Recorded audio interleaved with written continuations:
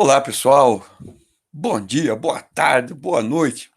Estamos aqui para mais uma videoaula da nossa disciplina de evolução do pensamento econômico, disciplina obrigatória do curso de bacharelado em Ciências Econômicas da Universidade Federal de São Carlos.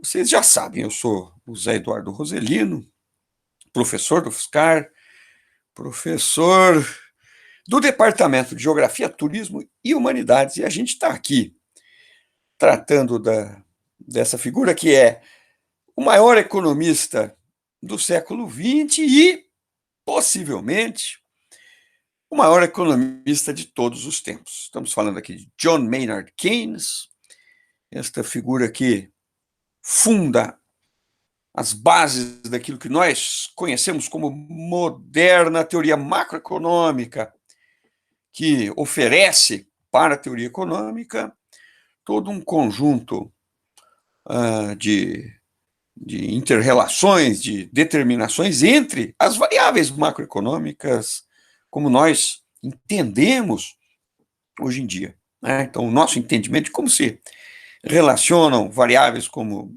juro, emprego, crescimento econômico, resultado do balanço de pagamentos, taxa de câmbio, a forma como nós entendemos esse mecanismo que a gente chama de sistema macroeconômico se deve, em grande medida, ao Keynes e à sua obra-prima, a Teoria Geral do Emprego, do Juro da Moeda, publicado em 1936. Na aula passada, nós fizemos aqui uma certa contextualização do autor, que é um esforço que eu gosto de fazer para todos os autores, né, um esforço de entender a contribuição do autor, mas também, de certa forma, as suas limitações, as suas restrições, entendendo que todo autor, por mais genial, por mais extraordinário que seja, ele é sempre um homem de seu tempo, né? Ele é sempre produto do seu período histórico e, em grande medida, portanto, suas ideias são determinadas pelo seu contexto, né? Então, nós fizemos algumas considerações a respeito disso. Tratamos aqui de certos aspectos até da biografia do Keynes e das suas características pessoais, né? Inclusive alguns aspectos, digamos, dos seus fundamentos filosóficos, do seu entendimento a respeito da vida em sociedade e tal. Nessa aula nós vamos tratar aqui do Keynes enquanto figura pública, né? O Keynes não foi apenas um homem da universidade, ele não foi apenas um teórico da economia, mas ele foi também um personagem histórico, um personagem com papel importante, determinante em alguns eventos históricos. Mencionamos já aqui na aula passada o papel que ele teve nas negociações do Tratado de Paz, que coloca fim à Primeira Guerra Mundial, e a forma como ele saiu de forma meio intempestiva, abandonou o Tratado de Paz de Versalhes e escreveu The Economic Consequences of Peace, em 1919. E por que isso? Porque o Keynes era um importante colaborador do governo britânico e fazia isso de forma, digamos, voluntária, né? O Keynes não ocupava nenhum cargo remunerado, ele não era um funcionário público, ele não era membro efetivo dos quadros do governo, ele era um consultor, alguém que via como parte do seu papel de homem público, né, de notório conhecimento das questões econômicas, como uma missão, de certa forma, contribuir para aquilo que ele considerava que era o bem comum, os interesses da sociedade, os interesses mais gerais da sociedade, em particular da sociedade britânica. Mas nós podemos perceber a colaboração do Keynes também no sentido da construção de instituições e de políticas que dizem respeito aos interesses da humanidade em geral, do sistema econômico global. Bom, isso, portanto, remete a uma atividade, né, ou uma atuação, melhor dizendo, política do Keynes. Né? Então, Keynes também é, em certa medida, uma figura política, né, com um posicionamento. O Keynes era uma figura progressista. Né? O Keynes era uma figura que eu mencionei aqui para vocês na última aula, que tinha uma certa repulsa, uma certa ojeriza aos valores burgueses, em particular a aquilo que ele considerava uma patologia, uma morbidade, né, uma doença, que é o amor ao dinheiro, a vida levada por um sentido unidimensional de enriquecer, de ganhar dinheiro e tal. Mas não é só isso que se opunha o nosso autor, ele se opunha também aos valores que eram dominantes no mundo dele, na sociedade em que ele vivia. Os valores associados ao conservadorismo, também no campo dos costumes, também no campo da moral, né? Os costumes ou os valores próprios ao puritanismo que predominava durante o período de vida dele da Inglaterra vitoriana, né, uma Inglaterra muito conservadora em termos dos costumes e dos valores, e o Keynes, e na verdade o círculo intelectual do qual ele fazia parte, que era em particular o chamado, uma sociedade secreta, um grupo de intelectuais de Cambridge, que era a sociedade de Bloomsbury, onde outras personalidades importantes, inclusive do meio artístico, literário, poetas, escritores, também faziam parte. Keynes tinha também uma atitude contestadora dos valores tradicionais, nos costumes, e, inclusive na questão da sexualidade, como é amplamente sabido. Keynes era sexualmente ambivalente ou bissexual, né? O que era algo condenado na sociedade em que ele vivia, né, como uma transgressão grave, né, mas que era algo mais comum no círculo intelectual do qual ele fazia parte. Ele, por fim, acabou se casando com uma bailarina russa, belíssima, aliás. Ele era, inclusive, um admirador também dessa arte, né, do balé, inclusive, de certa forma, incentivando economicamente a montagem de peças e tal. Então, era uma figura que se contrapunha ao conservadorismo, não apenas no campo da economia, né, mas também em termos mais gerais aos valores vigentes naquela sociedade.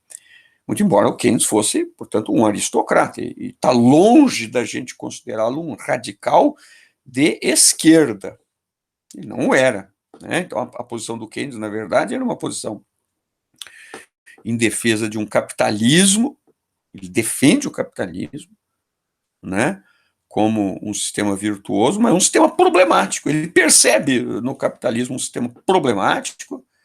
De certa forma, a gente vai perceber, especialmente na teoria geral, que o diagnóstico dele a respeito do capitalismo converge, em certa medida, com, grosso modo, né, em termos gerais, com o diagnóstico do próprio Marx, a percepção de um sistema contraditório, de um sistema regido por uma lógica que promove crises sucessivas e, portanto, um sistema que não funciona muito bem. Mas se distanciando da perspectiva política marxista, que pressupõe uma transformação radical da sociedade, inclusive por meio de uma revolução social e tal, o Keynes não vai por esse caminho. Né? Em termos políticos, da atuação política do Keynes, ele está vinculado aos setores progressistas da Inglaterra, em particular ao Partido Trabalhista inglês, né, com o qual ele colabora como um quadro informal importante,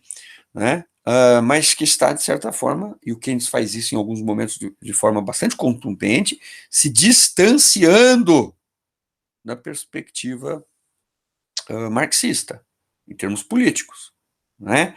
Aliás, no Collected Writings do Keynes tem um texto que ele escreveu em meados dos anos 20, se não me falha a memória, em 1925, em que ele foi à Rússia revolucionária, ele foi à Rússia soviética nos anos 20, então ele foi lá e viu em loco, né, o regime socialista soviético no seu início, e o Keynes escreveu um relato daquilo que ele enxergou lá, né? E o texto dele se chama My View on Russia, né? O meu olhar sobre a Rússia.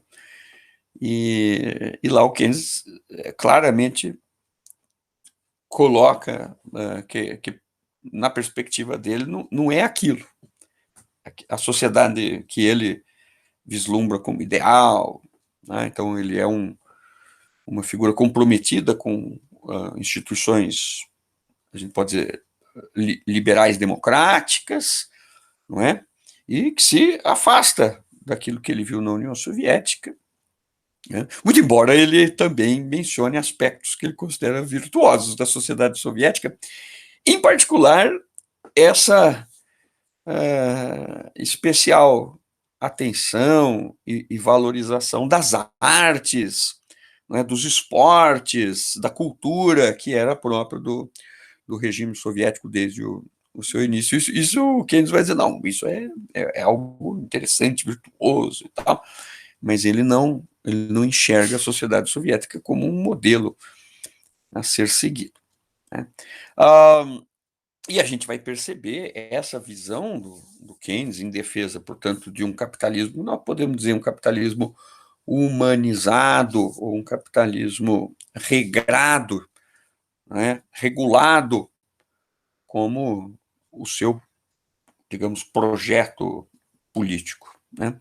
A constituição daquilo que nós podemos entender como social-democracia, o estado de bem-estar social, essa vamos dizer, a orientação política do Keynes, um capitalismo regulado por instituições que direcionariam as forças desse sistema no atendimento dos interesses gerais da sociedade, dos interesses do conjunto da sociedade, e que fosse capaz de dirimir, de certa forma, equacionar aspectos contraditórios da dinâmica capitalista, né? Não apenas em termos do comportamento cíclico de uma economia capitalista, alternando períodos de crescimento, auge, recessão, depressão, crescimento, auge, recessão, depressão, mas também se contrapondo a tendências inerentes à dinâmica capitalista, como, por exemplo, a da ampliação das desigualdades sociais, da ampliação, portanto, das diferenças de remuneração entre as classes sociais. Então, a forma de entender, né, o capitalismo que o Keynes nos apresenta, o diagnóstico keynesiano a respeito do funcionamento da economia capitalista, também nos leva, né, a um projeto político no qual, a partir de uma adequada institucionalidade e de um papel regulador do Estado, o capitalismo pode ser, na visão do Keynes, reformado, pode ser, na visão do Keynes, portanto, de certa forma, melhorado, né? Então, nesse ponto, o que é o Keynes em oposição ao Marx? O Keynes é um reformista. Mas o Keynes não está lidando única e exclusivamente com as questões domésticas da Inglaterra, mas está também pensando a dinâmica desse sistema em termos globais. E o momento em que ele vai ter esse papel mais significativo, mais decisivo, será exatamente na Conferência de Bretton Woods, em 1944. Então é importante que, na verdade, se encerra em 44, muito embora as negociações, o debate a respeito dos termos sobre os quais os países assinariam o acordo de Bretton Woods em 44, resultaram de um processo anterior. Né? Então, quem está debatendo e construindo coletivamente com outros pensadores e outros representantes de interesses políticos nacionais, aquilo que vai acabar resultando no Acordo de Bretton Woods, que é celebrado em 44. Do que a gente está falando aqui? Estamos falando de um mundo que está saindo da Segunda Guerra Mundial. Em 44 já é claro quem é que vai ganhar, quem é que vai perder a guerra. E a preocupação qual é? A preocupação é, basicamente, né, em se desenhar uma arquitetura para o sistema monetário e financeiro internacional que funcione, que seja capaz de promover um ambiente virtuoso para o crescimento econômico, para a recuperação, né, das economias destruídas pela guerra, em particular as economias europeias, né, e um sistema estável, um sistema que promova, vamos dizer, um grau maior de previsibilidade e, portanto, oferecendo condições mais adequadas para o estabelecimento de comércio exterior, investimento estrangeiro.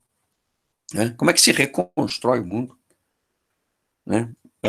No pós-Segunda Guerra, de uma economia internacional que colapsou, o comércio internacional colapsou, o investimento internacional colapsou. Como é que se reconstrói o sistema monetário e financeiro internacional? Quais serão as regras do jogo para a economia após a Segunda Guerra Mundial? É com relação a essas questões que o Keynes está envolvido, né? E no qual ele tem um papel protagonista, né, nessa discussão.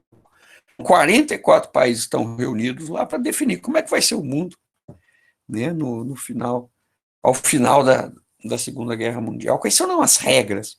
E o que há de tão extraordinário no sistema de Bretton Woods? Está o fato de que é a primeira e última vez que isso aconteceu. Né? Nós falamos aqui rapidamente sobre a ordem mundial liberal, a ordem do século XIX. A ordem do século XIX não foi uma ordem pensada, ela não foi uma ordem acordada. Ninguém assinou e constituiu as regras de um sistema monetário internacional em que a libra, ouro, seria o padrão monetário do mundo. Aquilo não foi acordado por ninguém, aquilo foi resultado do processo histórico e da hegemonia britânica naquele período. Já o mundo da segunda metade do século XX é um mundo de regras que foram pensadas, discutidas e debatidas e acordadas, assinadas. O papel do dólar, que está preservado até hoje, como moeda chave desse sistema monetário e financeiro internacional, como moeda reserva do mundo, é o resultado de um acordo estabelecido e assinado. Inclusive o Brasil está representado na Conferência de Bretton Woods. Olha que interessante que é isso. Né? Então, o que é isso?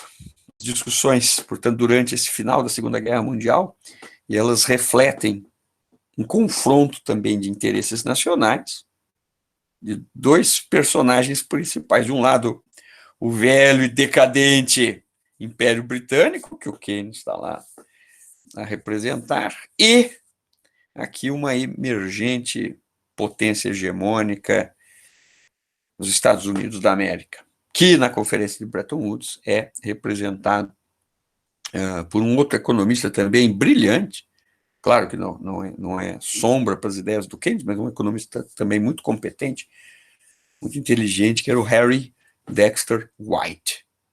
E apesar de, então, a gente ter aqui 44 países nessa conversa, 44 países nessa discussão, para definir as regras do sistema monetário financeiro internacional, o debate mesmo é capitaneado por esses dois caras, né? O Keynes e o White.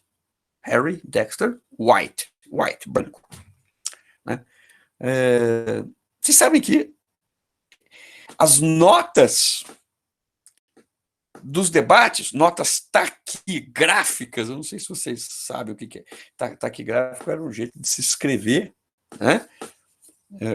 Muito rapidamente, uma forma de escrever, assim, um aluno, por exemplo, que saiba taquigrafia, ele é capaz de escrever tudo que eu estou falando aqui, não perder uma palavra, né? Então, em geral, nos congressos nacionais, nos tribunais de justiça e nessas conferências importantes, você tinha taquígrafos, que eram pessoas que estavam ali para anotar todas as falas de todas as discussões e tal.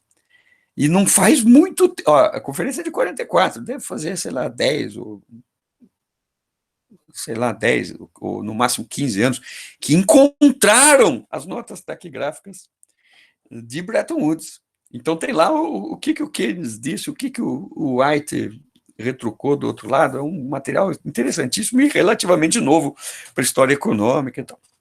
Bom, então tem um confronto aqui entre duas nações que estão saindo da Segunda Guerra Mundial como vitoriosas, né? A Inglaterra e os Estados Unidos do mesmo lado, do lado de quem está ganhando a guerra e tal, mas em condições muito diferentes, né? A Inglaterra numa condição decadente, numa condição de uma economia destruída pela guerra, né?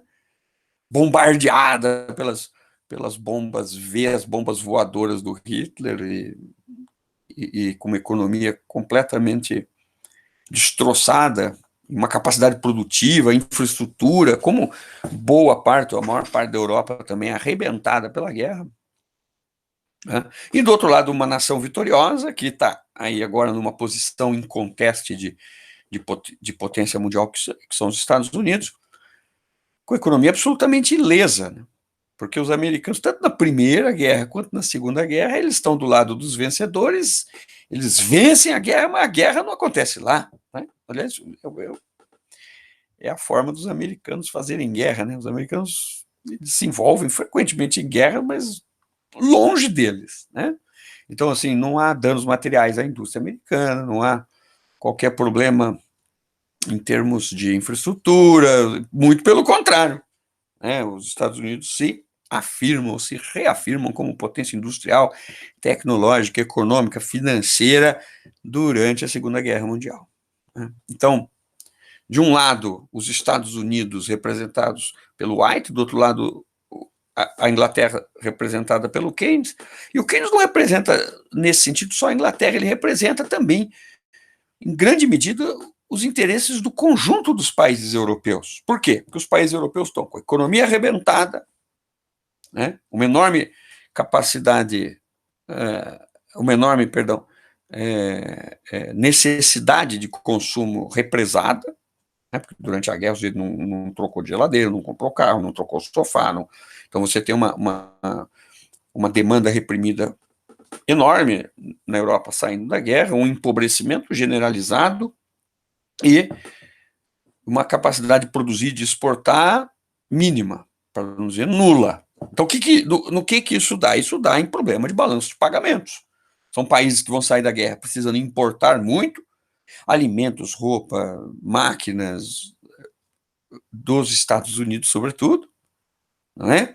E problemas, evidentemente, em reservas internacionais para viabilizar esse balanço de pagamentos. Então, economias que vão sair da guerra numa condição deficitária em termos das trocas internacionais, em termos do balanço de pagamentos. Então, são países que têm um interesse em comum, recuperar a sua economia, reequilibrar o seu balanço de pagamentos, ampliar a sua capacidade de exportar e viabilizar esse período de transição, né? Para que a economia tenha condições de se recuperar, de crescer, de gerar emprego, de reconstruir sua indústria, reconstruir pontes, navios, pontes, usinas de eletricidade, sistemas de distribuição, telecomunicações. Essa é a grande encrenca aqui, né? E os Estados Unidos com outro objetivo. Qual é o objetivo dos Estados Unidos? De consolidar a sua hegemonia, a sua supremacia econômica. Então, isso é o que opõe esses dois caras, o Keynes e o White, muito embora eles tivessem interesses comuns. Qual é o interesse comum?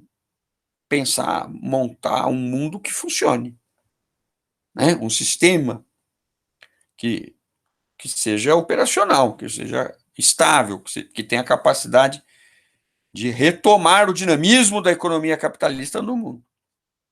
Certo? Bom, então, as preocupações principais do Keynes: recuperar os níveis de emprego e renda, dos europeus em particular, dos britânicos, porque os ingleses estavam empobrecidos, né, que, né, o padrão de vida inglês tinha caído significativamente.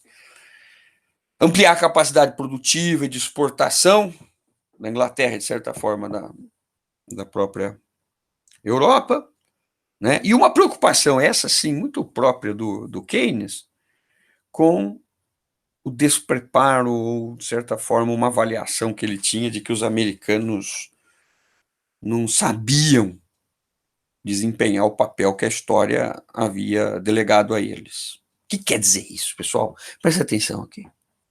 Quem está olhando para a experiência histórica, para o papel que os Estados Unidos teve no período do entre-guerras, no período que foi marcado pela Grande Depressão dos anos 30. O período da saída da Primeira Guerra Mundial foi muito problemático, né? Ou seja, você saiu da Primeira Guerra Mundial, o Keynes criticou lá, vocês sabem, então, o Tratado de Paz de Versalhes, mas não é apenas isso. Ele criticou também o papel dos Estados Unidos. Porque, na verdade, quando acaba a Primeira Guerra Mundial, né, os franceses estão devendo para os Estados Unidos, os ingleses estão devendo para os Estados Unidos. O que os americanos fazem? Eles começam a cobrar as dívidas dos Estados Unidos, da França, sobretudo, dos outros países europeus, e esses países vão cobrar de quem? Vão cobrar dos alemães, as reparações de guerra. Né? Que mais? Os países que saem arrebentados da Primeira Guerra Mundial precisavam ampliar sua capacidade de produzir, de exportar e tal. E o que os americanos fazem durante o período entre guerras? Protecionismo. Eles viram as costas para os países europeus. Então, eles estão aqui cobrando dívidas dos países europeus, estão fechando o mercado americano, que era o mercado já mais importante do mundo, para os países. Ou seja, o que o Keynes está, o que ele tem em mente? Esses caras, os americanos, eles não estão dispostos a funcionar como centro do sistema econômico. Na verdade, o Keynes considerava os americanos uns caipiras. Os caipiras, vamos dizer, desqualificados para a tarefa histórica de ser a nação hegemônica. Aquilo que a Inglaterra desempenhou tão bem no século XIX. Preste atenção aqui. Quando os ingleses, por exemplo, cedem finalmente as ideias do Davi Ricardo no século XIX e acabam com a lei dos cereais, os ingleses vão dar um exemplo para o mundo, eles vão botar imposto de importação zero para tudo. Porque os ingleses eram daquela ideia de nós não vamos pregar só o liberalismo para os outros, nós vamos praticar o liberalismo. Ainda que isso tenha significado, por exemplo, para a Inglaterra, acabar com a sua agricultura. Os ingleses sacrificaram a sua agricultura, né, na ordem mundial do século XIX, como forma de articular o sistema todo em torno da hegemonia britânica. Ou seja, eles sacrificaram interesses nacionais em função do bom desempenho, do bom funcionamento do sistema econômico mundial. Né? Mais do que isso, são outras questões que não dá para a gente discutir aqui. Como, por exemplo, a forma como o Banco da Inglaterra fazia sua política monetária, olhando não apenas para o seu próprio balanço de pagamentos, mas também socorro ao balanço de pagamentos de outros países deficitários e tal, mas isso é uma temática que não tem como a gente tratar aqui. Muito embora seja muito interessante. Quem quiser saber sobre isso, eu recomendo o livro do Barry Eichengreen, que chama A Globalização do Capital. Esse livro é espetacular. Ele conta toda a história de como é que, né, da evolução do sistema monetário e financeiro internacional, desde o padrão ouro até a globalização dos nossos tempos. Aqui um baita de um livro, mas enfim, não é tema nosso aqui. Então a questão é, o Keynes não confia muito na capacidade dos americanos serem o maestro do sistema monetário e financeiro internacional. Ele não enxerga nos ingleses nem capacidade intelectual, nem um entendimento político desse papel. Tá? E a irresponsabilidade que os americanos demonstraram no entreguerras reforça essa percepção do Keynes. Né?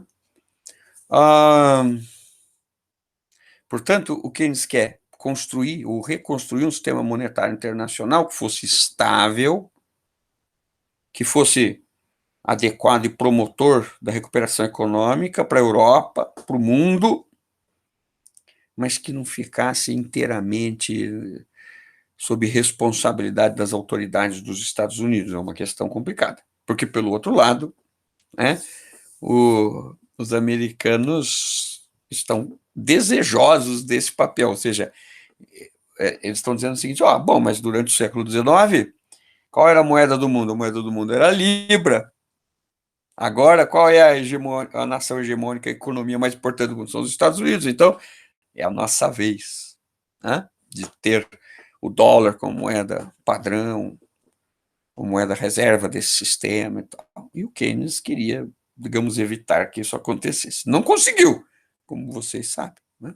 Então, quais são as propostas? O chamado Plano Keynes. O que o Keynes propõe nessa conferência de Bretton Woods, né? Que nós vamos ver aqui que vai ser, em termos mais ou menos gerais, algumas coisas vão sair, né? Nem tudo, claro, do jeito que o Keynes imaginava. Então, o Keynes queria um sistema de taxas de câmbio que fossem estáveis, praticamente fixas, mas que tivesse espaço para se fazer ajustes.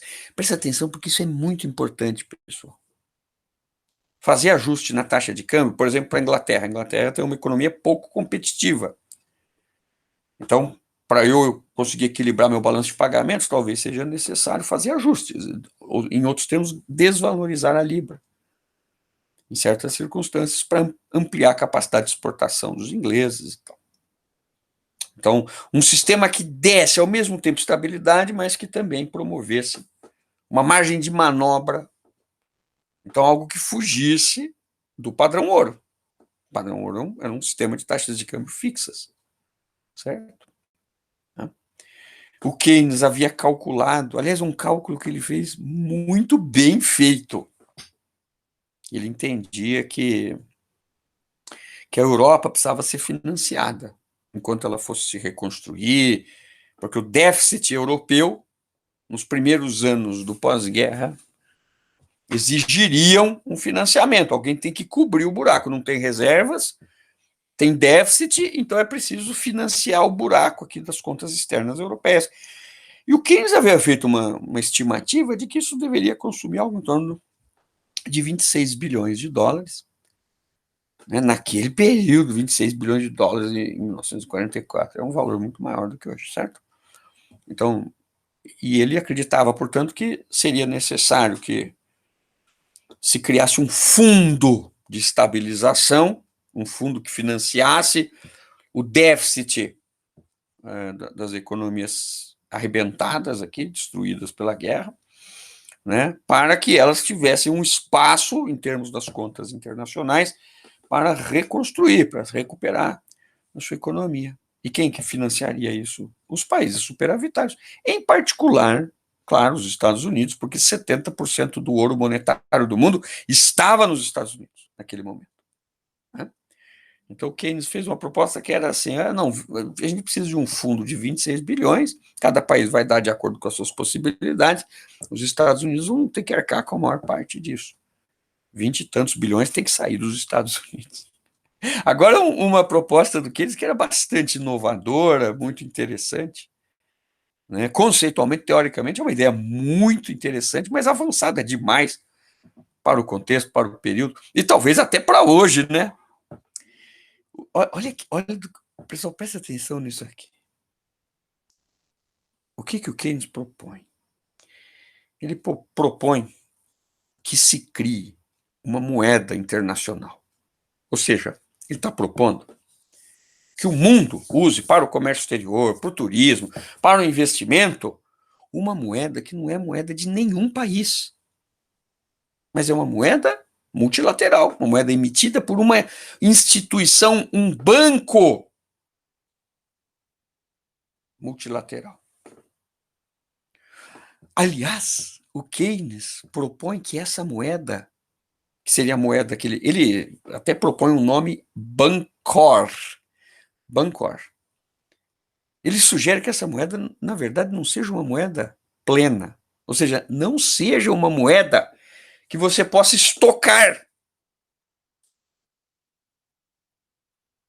Uma moeda que não tenha a propriedade de ser reserva de valor. Uma moeda, portanto, meramente contábil. Uma moeda para fazer lançamento de débito e crédito. Uma moeda que poderia ser utilizada, cada país receberia uma cota para fazer isso. Ela ficaria depositada numa contabilidade, né, específica a cada nação. Teria, portanto, uma Câmara Internacional de Compensações para isso. E os países usariam essa moeda para as transações internacionais. O que ele quer com isso, gente? Primeira coisa, ele quer evitar que seja uma moeda, vamos dizer, sujeita a ser retida, entesourada. Né? Segundo, ele está querendo, com isso, tirar das mãos dos Estados Unidos o controle sobre a moeda internacional, claro, pelas razões que eu mencionei agora mesmo. Tá? Então, ele tem uma ideia, chega para os americanos, não, vamos fazer o seguinte, vamos criar uma moeda, que vai ser uma moeda que nenhum país é dono dela. Gente, presta atenção como isso seria uma coisa extraordinária. Vocês sabem, então nós estamos aqui no Brasil com uma taxa de juros, tal, não sei o quê, e a nossa taxa de juros e a expectativa da política monetária no Brasil depende, em grande medida, da expectativa com relação à política monetária dos Estados Unidos. Não é isso? Então, se o Fed sobe a taxa de juros lá nos Estados Unidos, o Brasil é pressionado a subir aqui também. Por quê? Porque senão você tem fuga de capitais. Né? Se os títulos americanos estão rendendo mais, o título brasileiro tem que subir a sua taxa de juros para evitar a fuga de capitais. Né? A gente tem que estar sempre com uma taxa de juros maior do que a americana, mais aquela história do risco país. Então, eu tenho a minha taxa de juros no Brasil, em alguma medida, determinada pela taxa de juros da moeda internacional, que é o dólar. Por quê? Porque nós vivemos num sistema em que a moeda internacional é, ao mesmo tempo, uma moeda internacional, mas uma moeda nacional. Então vamos dizer que os americanos olhem lá para a economia deles e falem, não, a economia está muito aquecida, a inflação está... Não está, eu estou dando um exemplo. A inflação está muito elevada, vamos precisar subir a taxa de juros. Eles sobem a taxa de juros mirando uma questão doméstica da economia americana, só que eles obrigam o Brasil aqui, que não tem nada a ver com a dinâmica deles, porque a gente está numa recessão, o desemprego está alto, mas eu sou obrigado a subir a taxa de juros porque a taxa de juros do país que emite a moeda reserva do sistema subiu. Olha que encrenca que é isso. Então, o que o Keynes está propondo? Ele está propondo o seguinte, ó, vamos separar as coisas. A moeda internacional é uma coisa, a moeda de cada país é outra. Você cria um dique, você isola a política monetária de um país com a questão da moeda internacional, com a dinâmica da moeda internacional. Uma ideia absolutamente interessante, extraordinária, muito criativa e tal. Mas não colou. Não colou por quê? Porque os americanos falaram, não, peraí, agora é a nossa vez. Ser dono da moeda reserva do mundo é uma maravilha. Eu financio o meu déficit emitindo dólar, que é o que os americanos fazem desde Bretton Woods. Eu posso ter um déficit gigante, eu posso consumir muito mais do que eu produzo, que no fundo é isso, não é? Aquilo que o Charles de Gaulle chamava de privilégio exorbitante. Os americanos emitem dólares, irrigam o sistema monetário e financeiro internacional com os dólares, o mundo inteiro aceita, e com isso eles pagam as importações. E tem, portanto, um padrão de consumo muito superior às suas possibilidades produtivas. Por quê? Porque eles são donos da moeda que o mundo usa e aceita e guarda nas suas reservas internacionais os ativos denominados nessa moeda. Percebem isso? Isso que o Keynes queria evitar. Ele queria um sistema que fosse mais simétrico nesse sentido. que você não tivesse uma assimetria monetária tão evidente como essa. Certo? Olha que interessante. O que mais que o Keynes quer? O Keynes quer exatamente dar maiores graus de liberdade para as políticas nacionais. Políticas nacionais do quê? De geração de emprego, de crescimento econômico. Como é que você faz isso? O Keynes tem uma ideia muito clara de que seria preciso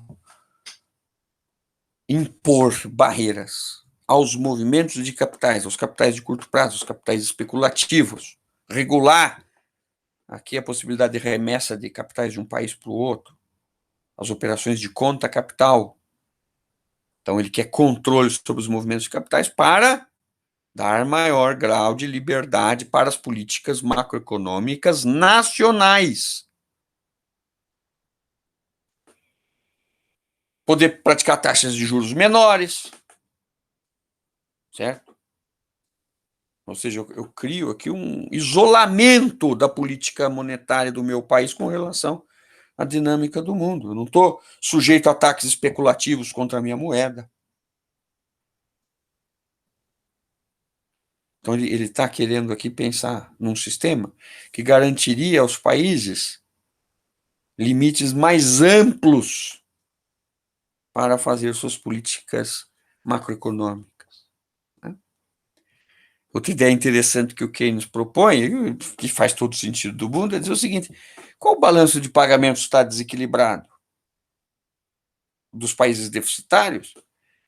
Observe que todo déficit é contrapartida de um superávit. O déficit é um resultado contábil que, num sistema de partidas dobradas, quer dizer, se eu tenho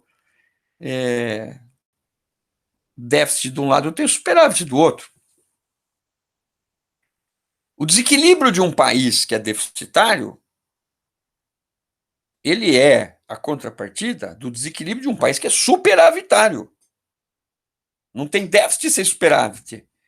Se um exporta mais do que importa, tem alguém que está importando mais do que exporta. Se alguém tem superávit, é porque tem um déficit em outro lugar. Então, o que o Keynes está querendo chamar a atenção aqui? Que para eu ter um sistema mais equilibrado,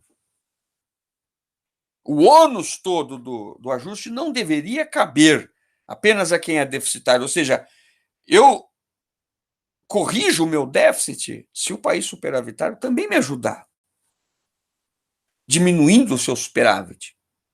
Então, o peso todo do ajuste não deve cair sobre o déficit, porque o déficit é um desequilíbrio proporcional ao desequilíbrio do superávit. E por isso ele criaria, né, nesse sistema que ele prevê, uma obrigatoriedade de quem é superavitário financiar quem é deficitário. Na verdade, o superavitário pagaria juros em cima do.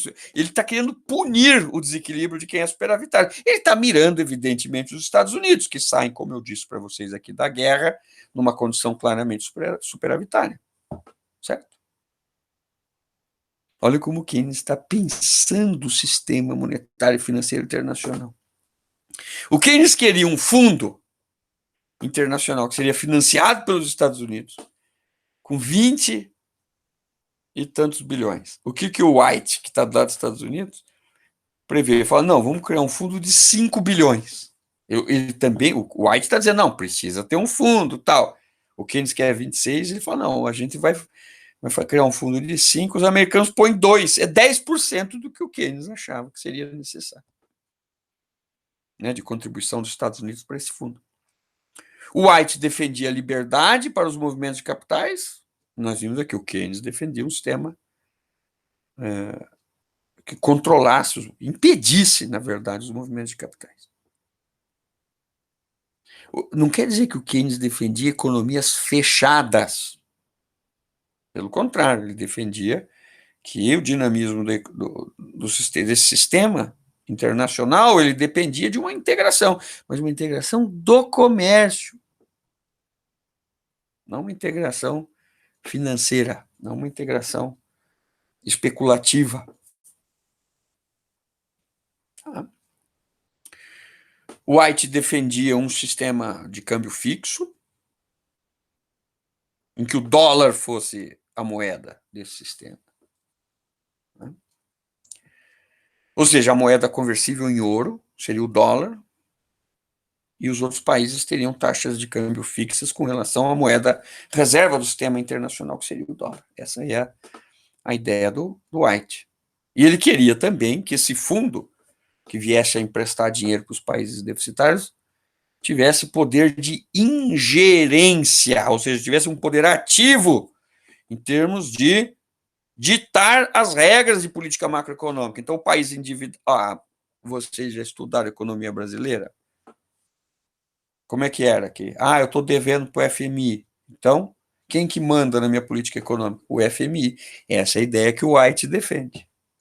O país que está sendo financiado pelo fundo, ele se subordina, ele perde, portanto, a sua liberdade de fazer política macroeconômica, ele se subordina às regras do fundo. Isso é uma situação de crédito condicionado. O fundo empresta, mas ele diz, não, eu empresto, mas eu que vou comandar, na verdade, na prática, a sua política macroeconômica, né?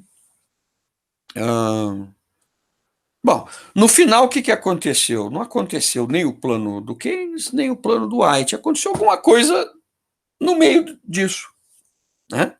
A declaração final, os termos finais do acordo de Bretton Woods, de certa forma, refletiam um pouco do Keynes, um pouco do White, mais do White que do Keynes. Por quê? Porque havia aqui já uma simetria nas condições de quem manda e quem obedece. Os americanos estavam com a faca e o queijo na mão. O que quer dizer? Os americanos eram superavitários, quem tinha dinheiro para emprestar eram os americanos, o dono da bola eram os Estados Unidos. Então, na verdade, os termos do acordo de Bretton Woods estão muito mais para o lado da proposta dos Estados Unidos do que do Keynes, né? Mas incorporam alguns elementos da proposta do Keynes. Então, no final, esse fundo saiu com 8,5, 8,8 bilhões de dólares, alguma coisa assim, menos da metade, em termos de um terço daquilo que o Keynes achava que era necessário, né? E depois a história vai mostrar que o Keynes estava certo na conta dele, porque os americanos em 47 vão soltar o Plano Marshall, e o Plano Marshall vai injetar na economia da Europa exatamente não, é muito proximamente ao valor que o Keynes havia estimado que era necessário em complemento a esse fundo de 8, poucos bilhões de dólares, que é o que vai sair no FMI, que vai ser criado na conferência de Bretton Woods.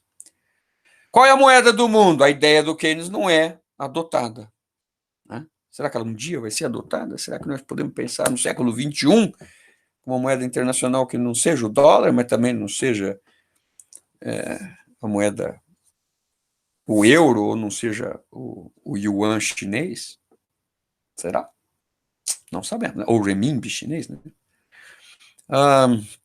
As taxas de câmbio, elas são praticamente fixas, elas são fixas, porém ajustáveis. Em tese, elas poderiam flutuar 1% para cima, 1% para baixo. Na prática, não vai funcionar assim, não. Mas, em tese, sai assim. As moedas são praticamente fixas. E qual é a moeda do mundo? A moeda do mundo está escrito lá no acordo de Bretton Woods. A moeda do mundo é a moeda do país que tem condições de bancar sua plena conversibilidade em ouro.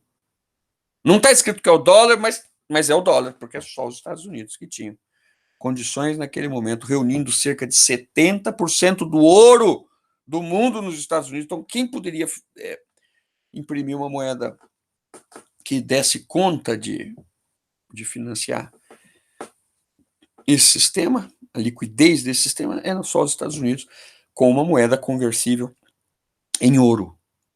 Então, não é um sistema ouro, padrão ouro, porque o padrão ouro era um padrão em que as principais economias do mundo tinham uma moeda lastreada no ouro. Aqui só tem uma moeda lastreada em ouro, que é o dólar americano, né? 35 dólares, uma onça Troy de ouro. Essa era a taxa de conversão. E as outras moedas eram mais ou menos fixas com relação ao dólar dos Estados Unidos. No entanto, um ponto que o Keynes defendeu e queria foi incorporado, que é os controles sobre as movimentações de capital, coisa que vai perdurar até a segunda metade dos anos 50. É um impedimento para os movimentos de capitais. Você não pode... vou comprar ações na Bolsa de Nova York, vou vender, vou comprar ações na Bolsa de Londres. Não. Nos termos do acordo de Bretton Woods, isso não era possível. Tá? Então, o acordo de Bretton Woods estabelece um prazo de 5 anos de vigência desse sistema para que os países pudessem abrir as suas transações correntes, as suas importações e exportações, então permite uma fase de protecionismo por parte dos países deficitários para que eles consigam reconstruir sua economia. Né? Nessa nova arquitetura internacional, 3 instituições são criadas, tem um tripé institucional dessa morfologia que tem, né, institucional, o sistema de Bretton Woods. Então, tem 3 pés. Quais são esses 3 pés? O FMI, que é exatamente o fundo que vai ter esse papel de financiar as economias deficitárias, muito embora com poucos recursos, como eu mencionei aqui para vocês, muito menos do que era necessário. Um Banco Mundial, o BIRD, né, Banco Internacional de Reconstrução e Desenvolvimento, que tinha o papel, primeiro, de reconstrução, ou seja, um papel de reconstruir. O que quer dizer reconstruir? Reconstruir quem está destruído, os países que saíram da guerra. Esse é o papel primordial do Banco Mundial. Financiar projetos de reconstrução, de infraestrutura, de estradas, de energia, comunicação. E depois desenvolvimento. Então, hoje em dia, o Banco Mundial é muito mais um banco de desenvolvimento, portanto, voltado a projetos em economias subdesenvolvidas. Né? É o BIRD, é o Banco Mundial.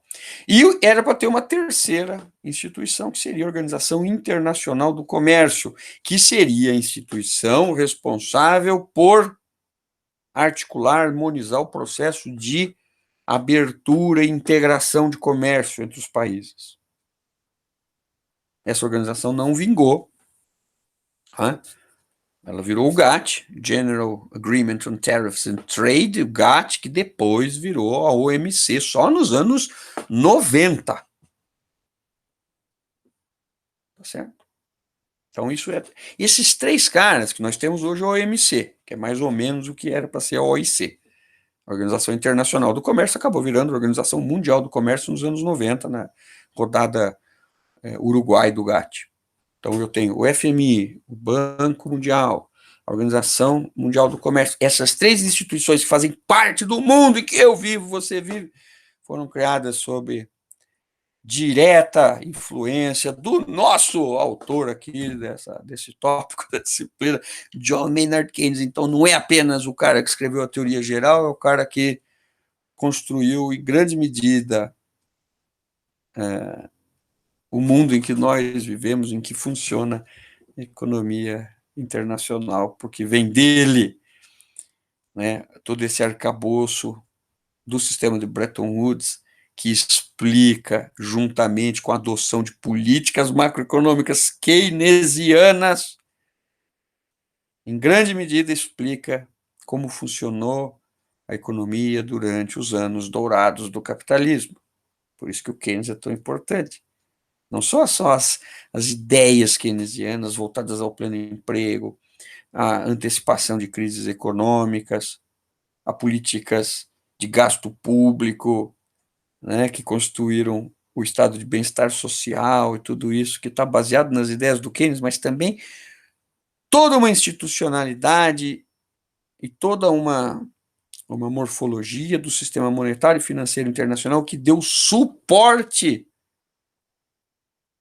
a esse período de expansão acelerada e, por exemplo, ajuda a entender aqui para a gente, aqui no Brasil, o extraordinário dinamismo do período JK, do plano de metas e tal, né? Que se beneficiou desse contexto de expansão, extroversão capitalista, com base na institucionalidade criada aqui, sob inspiração do Keynes. Olha que legal. Tá bom? Então, a gente para por aqui nessa aula e na próxima a gente finalmente vamos tratar aqui, a gente vai tratar aqui, né, dos aspectos fundamentais da teoria keynesiana na sua obra máxima, em teoria geral. Tá bom? Obrigado pela atenção de vocês, pela paciência e até a nossa próxima.